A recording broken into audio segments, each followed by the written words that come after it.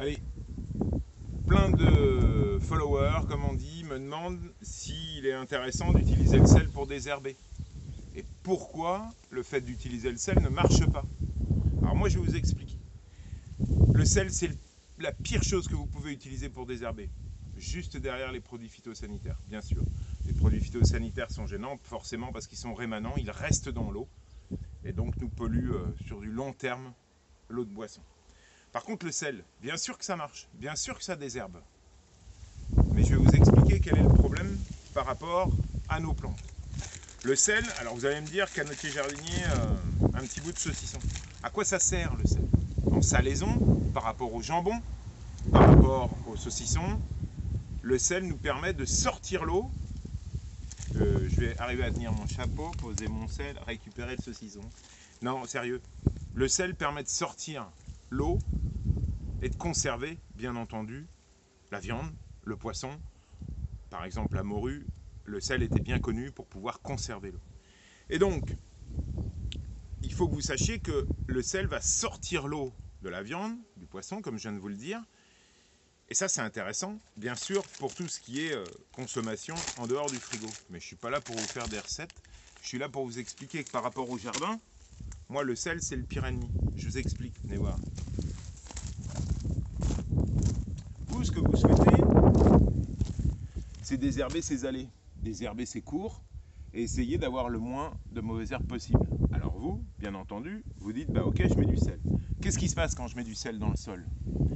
Le sel reste présent, on sale le sol, sauf que le sel a une force de succion de l'eau dans le sol, je répète, le sel a une force de succion de l'eau dans le sol plus forte que la plante. Et donc ce qui se passe, c'est que votre sel va capter l'eau, exactement comme dans mon saucisson, c'est exactement la même chose, et va le retenir très fort. Et ce qui fait que ma plante va bien sûr mourir. Alors là, bien sûr, je pourrais tout à fait mettre du sel sur mon pissenlit. Il n'y a aucun problème.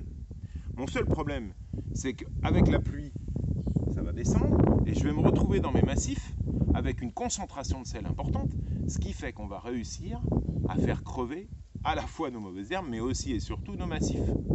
Donc, je vais vous prendre juste un exemple. Dans une ville, on avait mis du sel de déneigement. Sur la neige, bien entendu, ça avait fait son effet. Et le cantonnier avait décidé de remettre tous les tas de neige à moitié fondu au pied des arbres. Qu'est-ce qu'il avait fait? Il avait concentré de la neige salée, entre guillemets, au pied des arbres. La neige a fondu, on était en hiver, pas de problème. Le sel s'est déposé dans le sol au pied des arbres qui faisaient de l'ombre à la place. Eh bien, il faut savoir qu'en été, nos arbres, quand ils ont eu besoin d'eau, même si le sol était riche en eau, ils n'ont pas pu capter l'eau et ils ont tous crevé. Et on a cherché longtemps quelle était la cause. C'était un stress hydrique parce que le pied de l'arbre était super salé et c'est le sel qui avait capté l'eau, exactement comme pour le saucisson. Par contre, mes arbres ont complètement crevé. Donc surtout, attention, ne jamais mettre de sel dans votre jardin parce qu'un jour ou l'autre, il y a des échanges bien entendu au niveau du sol. Vous allez me dire, bah oui, mais sur votre cour, je veux jamais d'herbe. Bien entendu, sauf qu'il y a des échanges. Ça va descendre ou ça va aller sur les côtés, ce qu'on appelle les mouvements latéraux.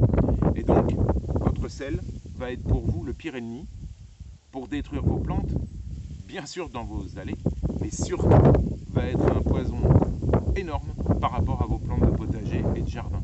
Donc vraiment, un conseil, jamais, jamais utiliser du sel pour pouvoir désherber. La seule technique, et je crois que c'est clair, c'est de laisser venir certaines herbes folles, et comme ça vous verrez qu'il faut être capable d'accepter certaines mauvaises herbes, et c'est beaucoup plus simple. Utiliser un peu la lunette, mais surtout être capable d'accepter que ces herbes s'installent entre deux gravillons, ne vous inquiétez pas, c'est pas bien méchant. Allez, à bientôt!